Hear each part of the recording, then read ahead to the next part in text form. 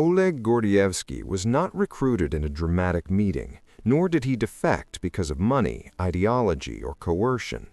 His betrayal of the Soviet Union began quietly, internally, and long before Western intelligence ever knew his name. Born in Moscow in 1938 into a family deeply embedded in the Soviet security apparatus, Gordievsky was raised inside the culture of loyalty to the state.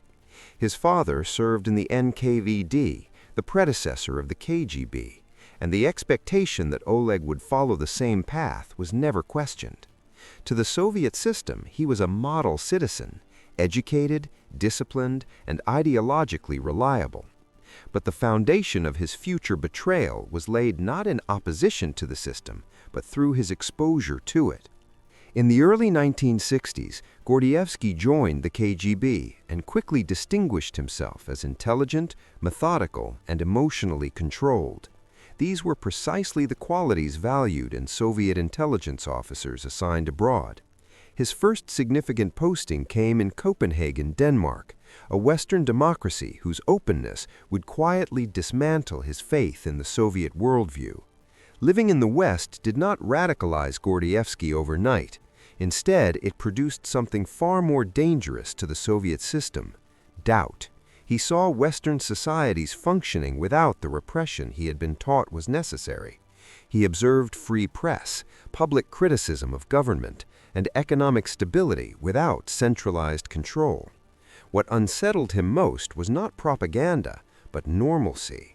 The turning point came in 1956, years before his formal recruitment into the KGB, when Soviet tanks rolled into Hungary to crush the uprising in Budapest. Gordievsky watched the events unfold and realized that the Soviet narrative of liberation was a fabrication. The regime he served did not protect workers or freedom. It preserved power through violence. This realization did not turn him into a dissident. It made him something far more dangerous, a loyal officer who no longer believed in the cause he was sworn to defend. By the late 1960s and early 1970s, Gordievsky was deeply embedded within Soviet intelligence operations in Europe. He was not a fringe officer. He was trusted. His superiors viewed him as reliable and ideologically stable. That trust would later become the Soviet Union's greatest vulnerability. During his second posting in Copenhagen, British intelligence began to notice something unusual. Gordievsky did not behave like other KGB officers. He was cautious, reflective, and subtly disillusioned. He did not drink excessively, did not brag, and did not display ideological fanaticism. These traits, invisible to his Soviet handlers, made him visible to MI6. In 1974, after careful observation and months of indirect assessment, British intelligence made a decision that would later reshape the Cold War. Gordievsky was approached discreetly and offered an opportunity not to defect, but to cooperate. He accepted, not for money, not for asylum, but because he believed the Soviet system was leading the world toward catastrophe. From that moment forward, one of the most valuable intelligence assets in modern history began operating from inside the heart of the KGB itself. What made Gordievsky extraordinary was not merely his access, but his trajectory. He was not a low-level source feeding scraps of information. He was climbing the ranks. His cooperation remained undetected as he returned to Moscow, received promotions, and gained access to increasingly sensitive material. Every report he passed to the British was verified, precise, and devastating in its implications. Slowly, silently, Gordievsky became a window into the true mindset of the Soviet leadership. This was not espionage driven by thrill or ego. It was a long, methodical infiltration of trust. And as Gordievsky rose within the KGB, the information he delivered began to reveal something far more dangerous than weapons or troop movements. It exposed fear. By the early 1980s, the Soviet leadership was not preparing for war. They were terrified of it. And the West had no idea just how close miscalculation would bring the world to nuclear annihilation.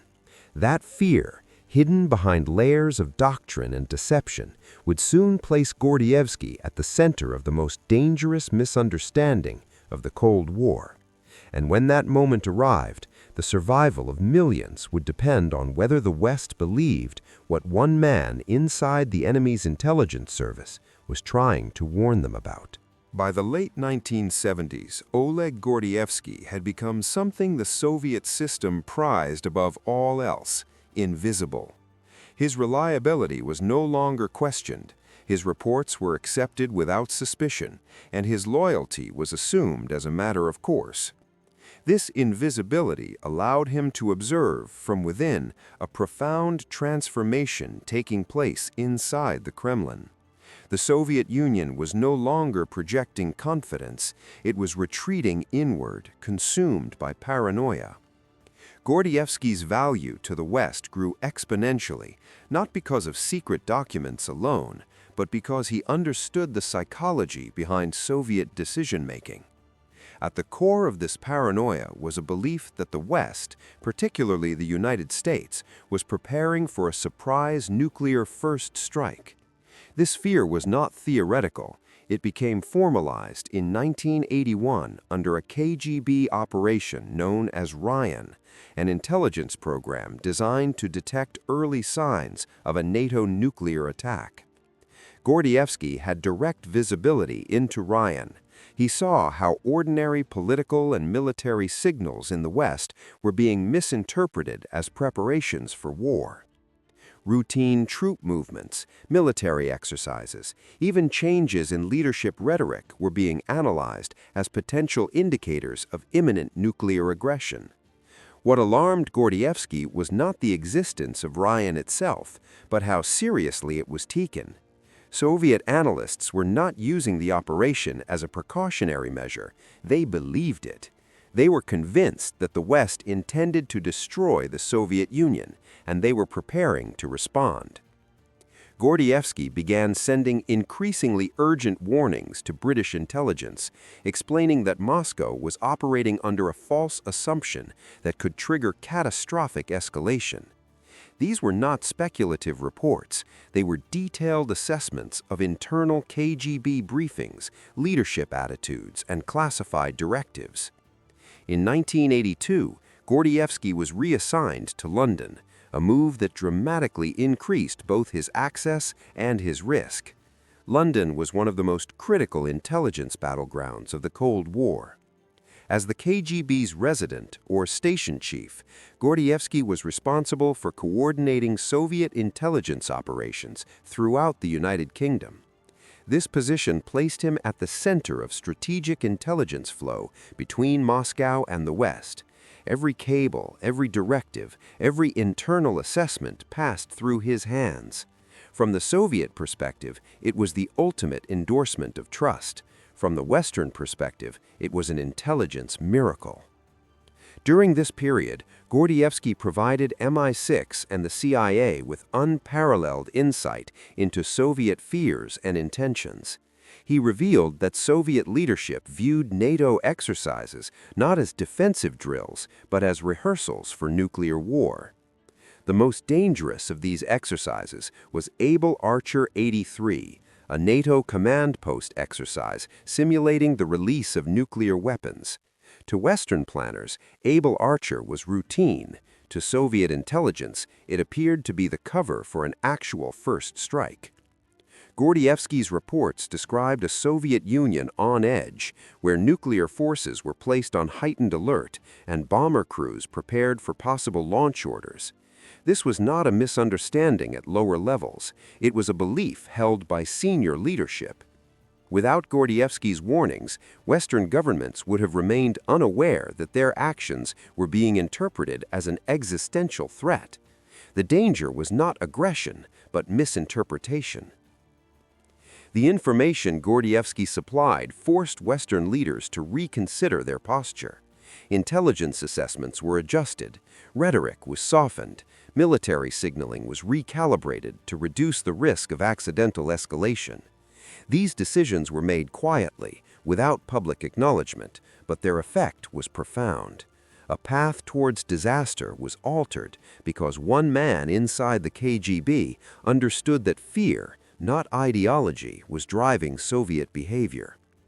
Yet Gordievsky's success carried a fatal flaw.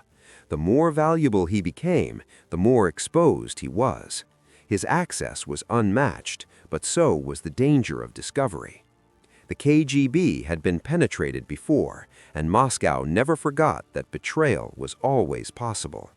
By 1985, subtle changes began to appear. Small irregularities, unexpected questions, a shift in tone from his superiors.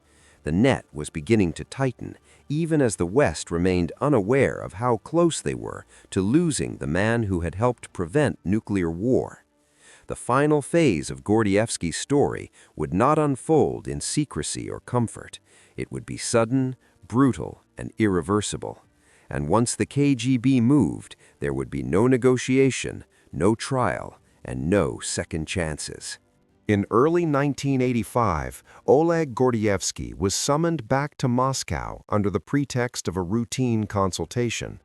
For a seasoned intelligence officer, this alone was not unusual. But for Gordievsky, every instinct signaled danger. Soviet intelligence did not recall senior officers from critical foreign postings without reason. Still, refusing the order would have confirmed suspicion. Gordievsky returned to Moscow, knowing that once he crossed the border, he would be completely at the mercy of the KGB system he had secretly betrayed for more than a decade. From the moment he arrived, the atmosphere changed. Meetings were shorter. Conversations were colder. Colleagues who once treated him as a rising star now kept their distance. Gordievsky was subjected to subtle but systematic surveillance. His apartment was almost certainly bugged. His movements were tracked. Even his food and drink became potential weapons. The KGB did not arrest immediately. Instead, they observed. This was standard practice. The objective was not justice, but certainty. Soon after his return, Gordievsky was invited to what appeared to be a friendly meeting with KGB officials. He was offered tea and cognac. Shortly after drinking, he began to feel disoriented. His thoughts blurred. His body became heavy. Gordievsky later concluded that he had been drugged, likely with a psychoactive substance designed to lower inhibitions and induce confusion. During this period, he was questioned repeatedly, sometimes gently, sometimes aggressively. The questions were indirect but precise. They revolved around loyalty, Western contacts, and ideological commitment. Gordievsky understood that this was not interrogation, it was assessment. Crucially, the KGB did not yet have proof. They suspected him, but suspicion alone was not enough. Soviet counterintelligence had learned from past failures. Arresting the wrong man would expose internal weakness. Instead, Gordievsky was placed under constant surveillance and restricted from leaving Moscow. His access to classified material was quietly reduced. The message was clear. He was no longer trusted, but he was not yet condemned. For Gordievsky, this limbo was more terrifying than immediate arrest. He knew exactly what would follow once proof was established. Execution was not guaranteed, but long-term imprisonment under brutal conditions was almost certain. Worse still, a public trial would destroy his family. He was isolated, monitored, and slowly being cornered. Every day that passed increased the likelihood that a single mistake would seal his fate. What Gordievsky did not know was that Western intelligence had already recognized the danger. MI6 had prepared an emergency extraction plan years earlier, anticipating precisely this scenario. The plan, codenamed Operation Pimlico, relied on a narrow window of opportunity and flawless execution. It required Gordievsky to evade constant surveillance, travel hundreds of kilometers without detection, and signal British intelligence at exactly the right moment. Failure at any stage would result in immediate arrest. In July 1985, Gordievsky made his decision. He activated the emergency signal, a subtle prearranged gesture that alerted British intelligence that his life was in imminent danger. From that moment on, events moved quickly. MI6 initiated the extraction plan, knowing that once the KGB confirmed his betrayal, there would be no possibility of rescue. Gordievsky's escape from the Soviet Union would become one of the most audacious intelligence operations of the Cold War. But at this stage, nothing was guaranteed.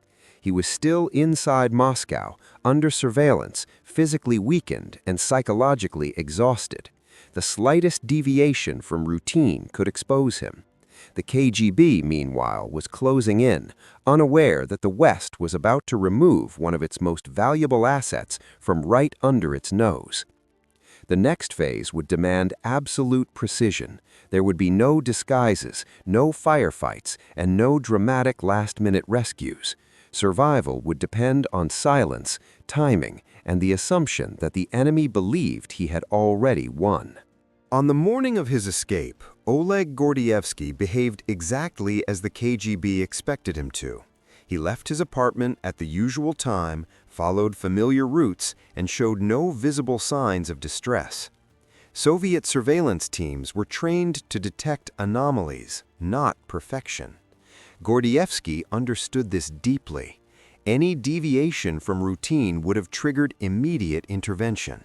His survival depended on appearing defeated, passive, and resigned to his circumstances. The extraction plan designed by MI6 was brutally simple. There would be no forged documents, no false identities, and no diplomatic pressure. Gordievsky would be smuggled out of the Soviet Union, hidden inside the trunk of a British diplomatic vehicle. The plan relied entirely on the assumption that Soviet border guards would not dare to thoroughly search a car bearing diplomatic immunity. It was a calculated gamble, and failure meant certain death or imprisonment. Under constant surveillance, Gordievsky began the most dangerous walk of his life. He boarded a train leaving Moscow, knowing that his movements were being monitored, but trusting that the KGB believed he was still contained. At a prearranged location outside the city, he disembarked and made his way to a quiet rural road near the Finnish border. Every step was measured, every glance was controlled. He knew that even nervous body language could draw fatal attention. The British vehicle arrived exactly on time. There were no greetings, no words were exchanged. Gordievsky was quickly concealed in the trunk, surrounded by emergency supplies and oxygen. The lid closed, sealing him in complete darkness. From that moment on, he ceased to exist as a person and became cargo. The vehicle proceeded toward the border checkpoint, where Soviet guards routinely inspected outbound traffic. Inside the trunk, Gordievsky could hear muffled voices, the crunch of gravel beneath boots, and the pause that felt longer than any interrogation he had endured. Border guards checked documents, exchanged brief comments, and hesitated. At any moment, a request to open the trunk would end everything. Gordievsky understood that if discovered, the British diplomats could do nothing. Diplomatic immunity would not save a Soviet traitor on Soviet soil. Then the engine restarted. The car moved forward. No inspection followed. The vehicle crossed the border into Finland. Gordievsky had escaped. Only once the car was safely inside Finnish territory did the trunk open.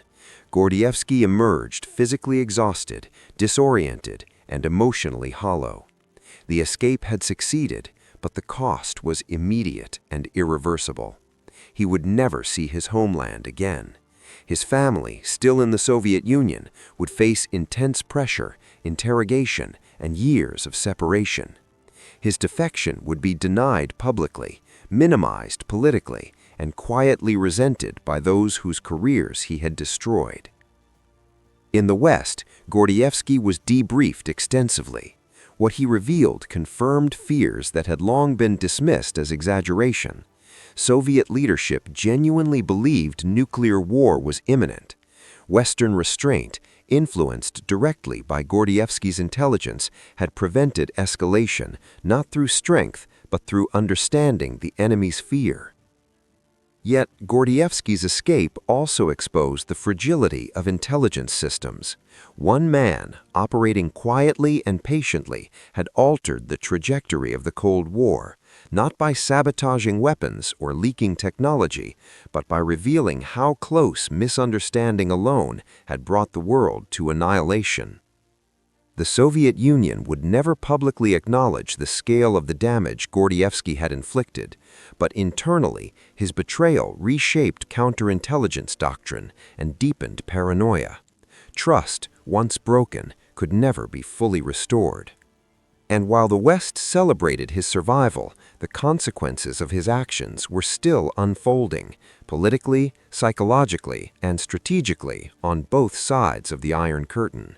In the aftermath of his escape, Oleg Gordievsky disappeared from public view, but his influence did not. In London, he entered a world that treated him simultaneously as a hero and a liability. He was alive, free, and protected, yet permanently displaced.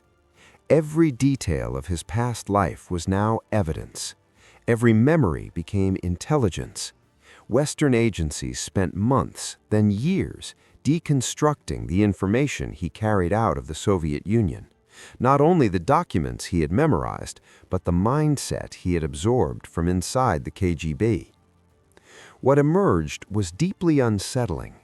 Gordievsky explained that Soviet intelligence was not driven by confidence or expansionist optimism in its final decades. It was driven by fear of surprise attack, technological inferiority, and ideological decay. The Kremlin believed it was losing control, not gaining it. This fear distorted decision-making at the highest levels. Western analysts, long accustomed to viewing Soviet behavior as aggressive posturing, were forced to reconsider decades of assumptions. The intelligence Gordievsky provided reshaped how the West interpreted Soviet actions in the final years of the Cold War. Exercises were no longer evaluated only as military maneuvers, but as psychological signals.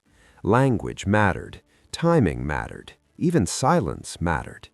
His insights contributed to a subtle but critical shift in Western strategy, reducing ambiguity where ambiguity could be misread as intent. The objective was no longer deterrence alone, but reassurance. Meanwhile, in Moscow, the consequences of Gordievsky's betrayal intensified. Internal investigations expanded across the KGB. Officers who had worked with him were interrogated, reassigned, or quietly removed. Careers ended without explanation. Trust eroded. The intelligence service that prided itself on control became consumed by suspicion. This internal damage could not be measured in arrests or executions alone. It weakened institutional confidence at a moment when the Soviet state was already under immense strain. Gordievsky himself lived with the consequences of survival.